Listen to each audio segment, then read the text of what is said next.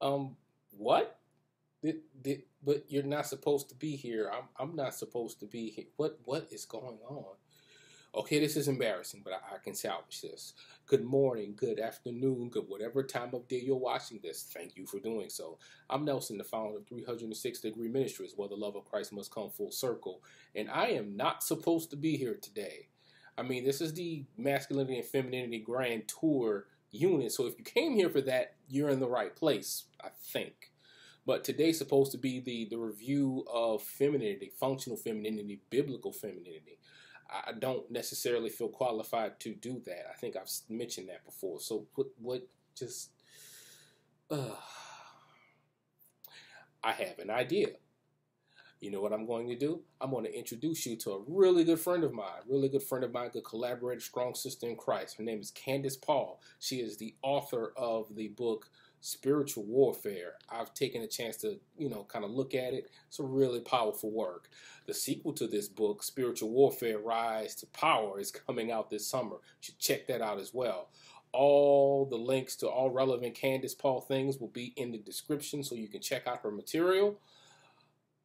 But yeah, I shouldn't be here. I totally shouldn't be here. So while I'm not qualified to do this, Candace absolutely is. And you know what we're going to do?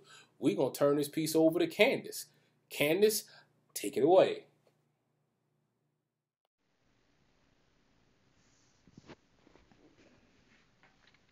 Thanks so much, Nelson, for inviting me on the show and allowing me to be a part of this very special discussion.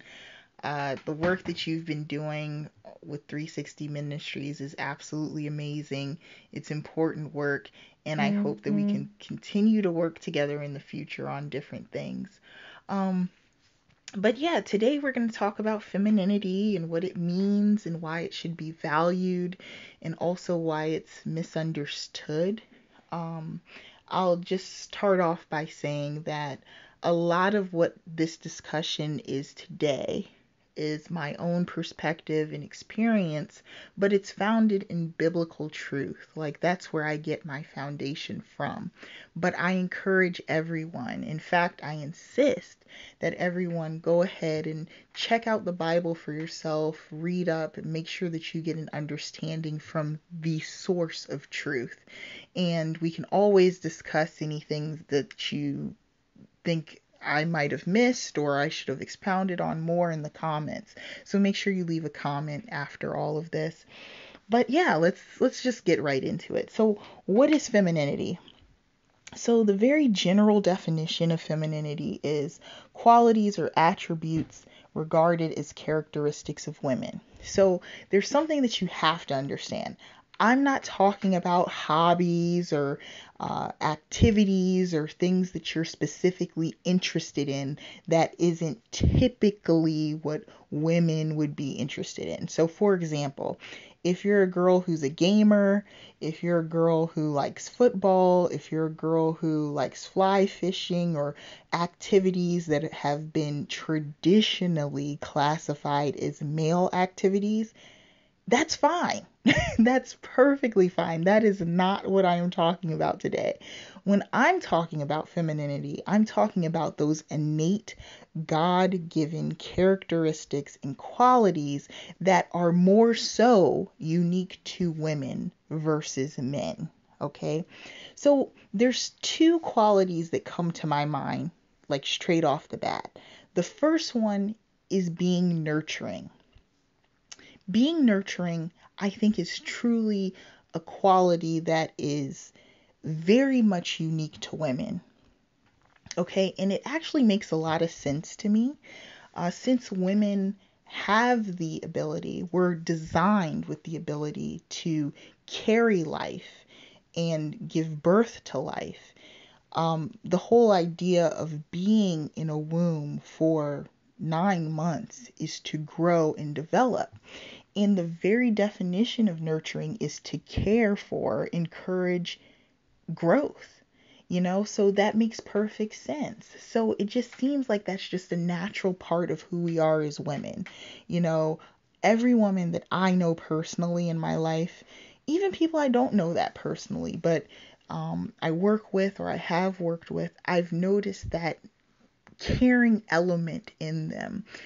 Just the, hey, checking in, seeing how you're doing, what's going on, the chatting, the get to know you, that type of thing. And of course, men could do this as well, but I think women do it more so than men.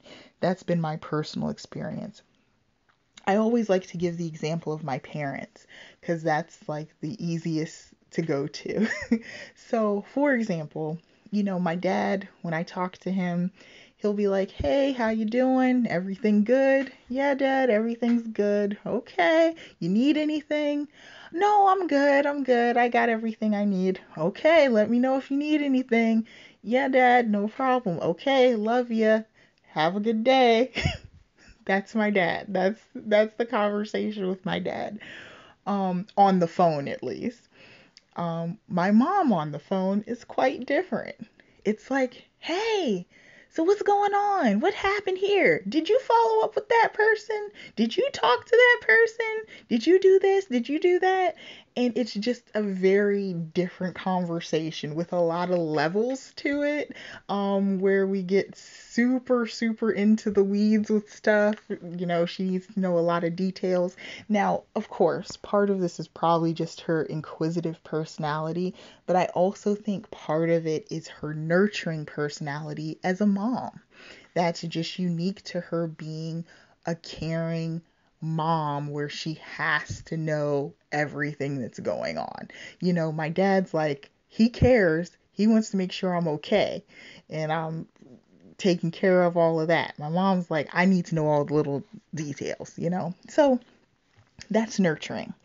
The other thing that I notice about women is that we have the ability to, in a way, motivate a man to find his purpose more. Um, so what I mean by that is when a man finds a woman that he's very, very interested in, he's curious about her, he wants to know more, there's something about her that'll motivate him to be a little bit better, be a lot better, um, to kind of work toward his purpose. Because by seeing her, it drives him to visualize his life, his legacy, and all of those type of things. And it's like, whoa, okay, wow. And I think if you've seen any like love story and a man and the woman are at the center, this is something that's very true. Like the woman literally motivates him to be better. So there's a movie that I really like. It's called As Good as It Gets. And in the movie, there's a man who has lived by himself. He has a very regimented system with everything. He's a writer. He's kind of OCD in terms of everything that he does. And he meets this woman who is out of the ordinary, who he didn't expect to meet, and she changes him. And there's a line in the movie that says, he gives her a compliment and he says, "You inspire me to be a better man." And I think there's a lot of truth to that. I think women have this unique ability to inspire men to be better, to walk in their purpose, to find their purpose. So, a lot of this conversation, if you notice, I talk about men and women together.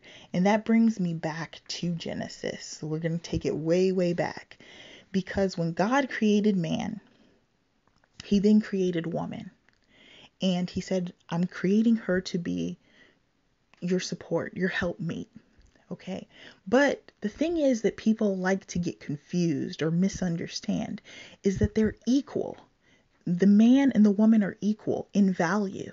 They need each other, in fact. In fact, they really do need each other to carry out their purpose. So it's not that one is better than the other. No, they're both equally valuable. It's that they complement each other. So if I could boil it down to one line, God calls on men and women to fulfill roles specifically designed for them. I'll say that again. God calls on men and women to fulfill roles specifically designed for them. So it's not that one role is better or one role is worse. No, it's that each role is distinctive and they have different purposes. So this is how it should work. This is how it should work. God covers man. Woman looks to man who is in the family role, who's leading the family, and the covering of God is above all of them. And if both of them are looking to God to walk in their purpose and rely on in terms of making sure that they get everything done, that's how it should work. That's how it should work. That's the ideal system for how everything should work. And so I want to talk about why this isn't valued anymore. For whatever reason, this idea of having God first, putting God first, the man is the leader of the family, and the woman being the support system, for whatever reason, that is not as valued or respected. But people need to understand what support means. In fact, you can't really do a lot without having support. And that's why it's so important for people to recognize the beauty and the power in that role. It's stability. It is strength. And it's also something that's very, very important to the situation. A lot cannot get done without having the right and proper support. So women need to understand that this role is powerful. It should be valued. It should be respected. It shouldn't be seen as something that's secondary, but it should be seen as something that's complementary and necessary in order for things to work in God's purpose. So, just to recap all of this very quickly, God calls men and women to fulfill roles specifically designed for them. Women are support, but women have a very valuable and critical role that is to be respected and that cannot be seen as secondary, but complementary to the purpose that God intended. And then women are nurturers naturally, and they naturally motivate men to be better. And there is power in that.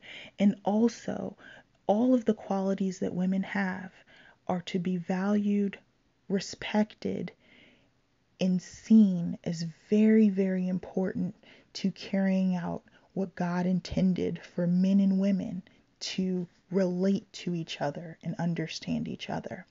So that is what I have to say on the subject. Please comment and leave your thoughts and opinions. I would love to understand what everyone wants to say and discuss it further. Thank you.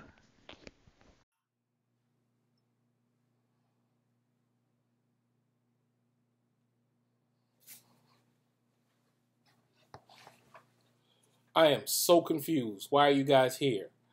Oh, of course. So I want to first just give Candace my sincere thanks for sharing her insight with us. It was a breath of fresh air for me. It was kind of a familiar kind of piece. It was like you was talking to your sister or something. But yeah, I really appreciate it. Thank you, Candace. All of Candace's information will be in the description box. If you want to kind of interact with the post, it'll be on all the major platforms and everything. So please provide feedback. Please interact. Please comment. Let us know how we did with this first collaboration.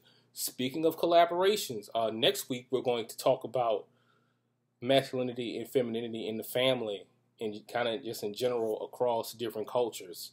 Another panel, going to be a bigger panel, so buckle up for that one. That I got a couple of guests for that one, including Candace, so she'll be back. So other than that, I'm